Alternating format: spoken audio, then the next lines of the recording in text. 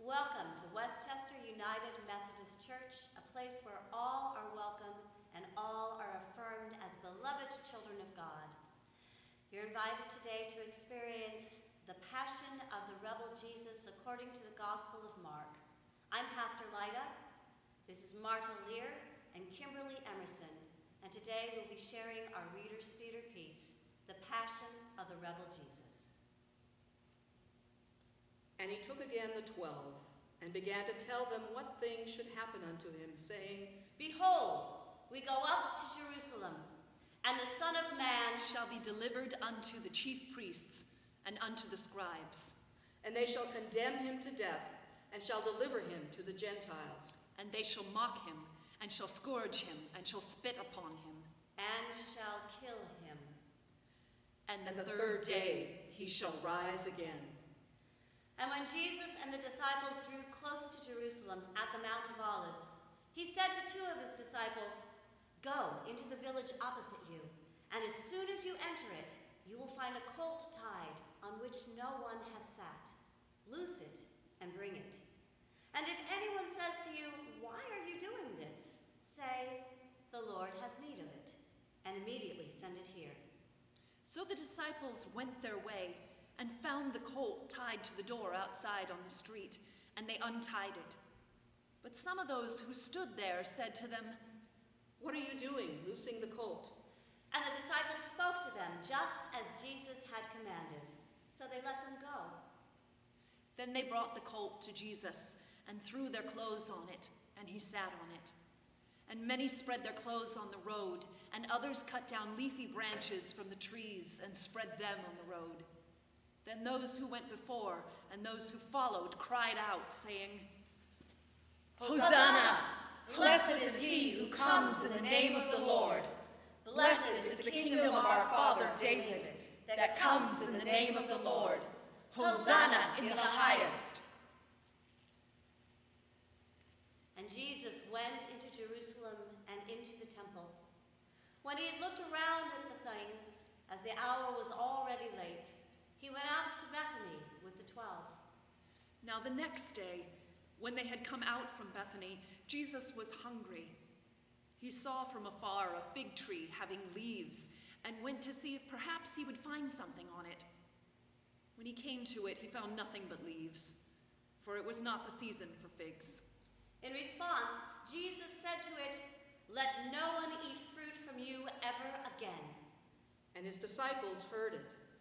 And so they came to Jerusalem. Then Jesus went into the temple and began to drive out those who bought and sold in the temple, and overturned the tables of the money changers and the seats of those who sold doves. And he would not allow anyone to carry wares through the temple. Then he taught them, saying, Is it not written, My house shall be called a house of prayer for all nations? But you have made it a den of thieves. And the scribes and chief priests heard it and sought how they might destroy him, for they feared him, because all the people were astonished at his teaching. When evening had come, he went out of the city. Now in the morning, as they passed by, they saw the fig tree dried up from the roots. And Peter, remembering, said to him, Rabbi, look, the fig tree which you cursed has withered away. So Jesus answered them and said, Have faith in God. For assuredly I say to you, whoever says to this mountain, Be removed and cast out into the sea, and does not doubt in his heart, but believes that those things he says will be done, he will have whatever he says. Therefore I say to you, whatever things you ask when you pray, believe that you will receive them, and you will have them.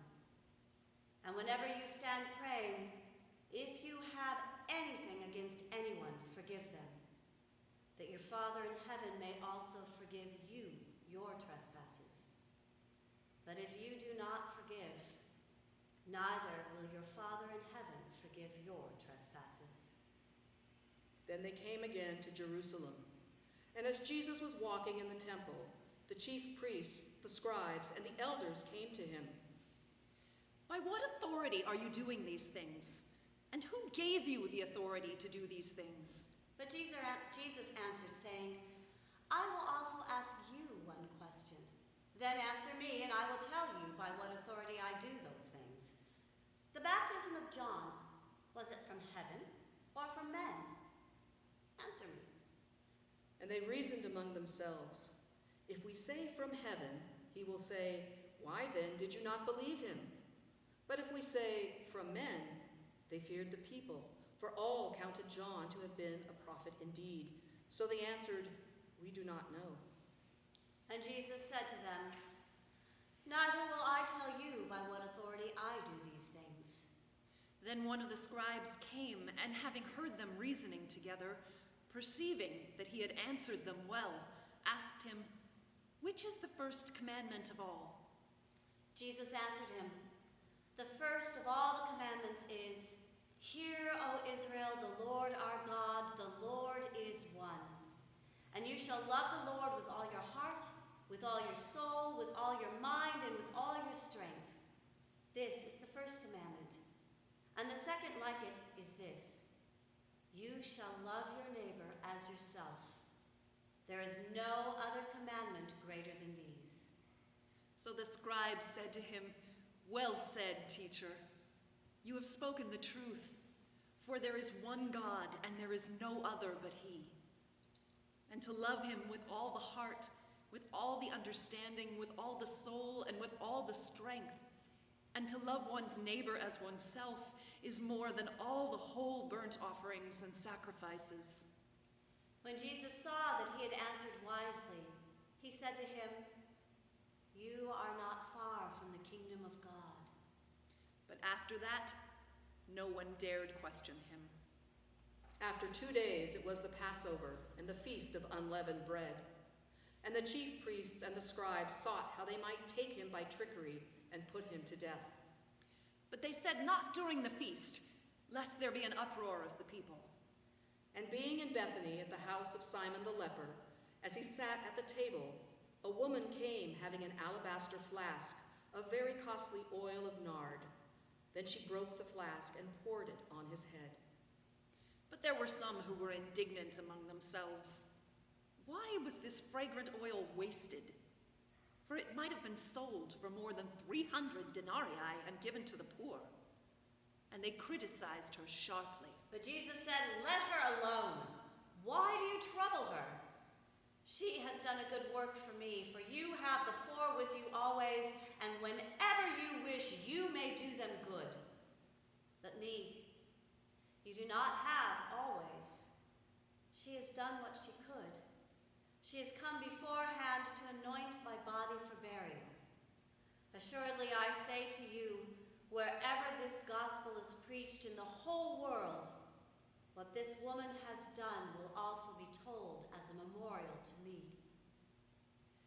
Then Judas Iscariot, one of the 12, went to the chief priests to betray him to them. And when they heard it, they were glad and promised to give him money. So he sought how he might conveniently betray him. Now on the first day of unleavened bread, when they killed the Passover lamb, his disciples said to him, "Where do you want us to go and prepare that you may eat the Passover?" He sent out 2 of his disciples and said to them, "Go into the city, and a man will meet you carrying a pitcher of water. Follow him.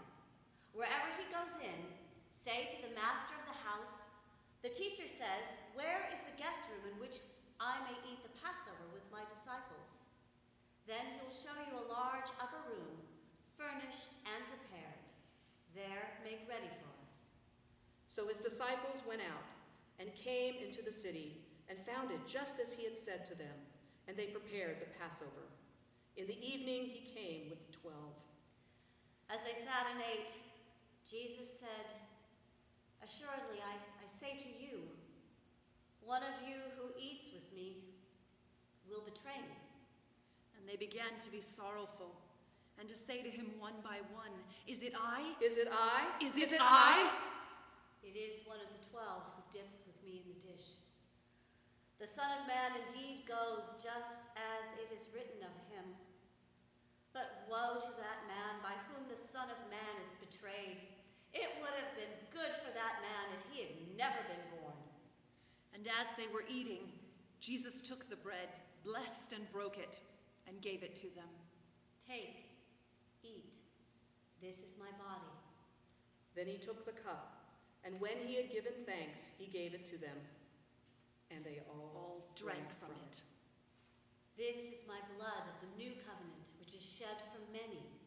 Assuredly I say to you, I will no longer drink of the fruit of the vine until that day when I drink it new in the kingdom of God. And when they had sung a hymn, they went out to the Mount of Olives. Then Jesus said to them, all of you will be made to stumble because of me this night, for it is written, I will strike the shepherd, and the sheep will be scattered. But after I have been raised, I will go before you to Galilee. Peter said to him, even if all are made to stumble, yet I will not be. Assuredly I say to you that today, even this night, before the rooster crows twice, you will deny me 3 times. If I have to die with you, I will not deny you. And they all said likewise. Then they came to a place which was named Gethsemane. And he said to his disciples, sit here while I pray. And he took Peter, James, and John with him, and he began to be troubled and deeply distressed. My soul is exceedingly sorrowful, even to death. Stay here and watch. He went a little farther and fell on the ground and prayed that if it were possible, the hour might pass from him.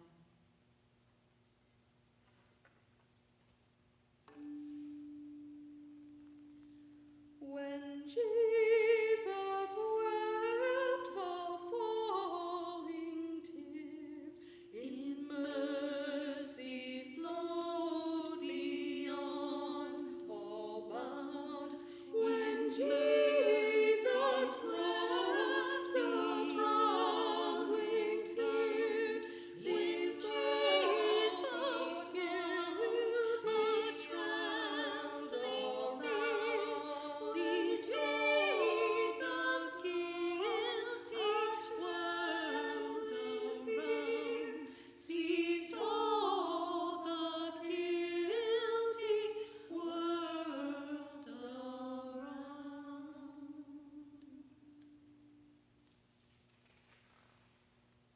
Abba, Father, all things are possible for you. Take this cup away from me. Nevertheless, not what I will, but what you will. Then he came and found them sleeping, and said to Peter, Simon, are you sleeping? Could you not watch 1 hour? Watch and pray, lest you enter into temptation. The spirit indeed is willing, but the flesh is weak. Again, he went away, and he prayed, and he spoke the same words. And when he returned, he found them asleep again, for their eyes were heavy, and they did not know what to answer him. Then he came the 3rd time and said to them, Are you still sleeping and resting? It is enough. The hour has come. Behold, the Son of Man is being betrayed into the hands of sinners. Rise, let us be going. See, my betrayer is at hand. and immediately, while he was still speaking, Judas, one of the 12, with a great multitude with swords and clubs, came from the chief priests and the scribes and the elders. Now his betrayer had given them a signal, saying, Whomever I kiss, he is the one. Seize him and lead him away safely. As soon as he had come, immediately he went up to him and said to him, Rabbi, Rabbi, and kissed him. Then they laid their hands on him and took him. And one of those who stood by drew the sword and struck the servant of the high priest and cut off his ear. Then Jesus answered and said to them, Have you come out as against a robber with swords and clubs to take me away? I was daily with you in the temple teaching, and you did not seize me. But the scriptures must be fulfilled. Then they all forsook him and fled. And they led Jesus away to the high priest, and with him were assembled all the chief priests, the elders, and the scribes. But Peter followed him at a distance, right into the courtyard of the high priest. And he sat with the servants and warmed himself at the fire. Now the chief priests and all the council sought testimony against Jesus to put him to death, but found none. For many bore false witness against him, but their testimonies did not agree. Then some rose up and bore false witness against him, saying, "We heard him say, 'I will destroy this temple made with hands, and within 3 days I will build another made without hands.'" But not even then did their testimony agree. And the high priest stood up in the midst and asked Jesus, saying, "Do you answer nothing? What is it these men testify against you?" But he kept silent and answered nothing. Again the high priest asked him, "Are you the Christ, the Son of the Blessed?" Jesus said, "I am. And you will see the Son of Man sitting at the right hand of the power and coming with the clouds of heaven." Then the high priest tore his clothes and said, "What further need have we of witnesses? You have heard the blasphemy. What do you think?" And they all condemned him to be deserving of death. Then some began to spit on him and to blindfold him and to beat him and to say to him, "Prophesy!"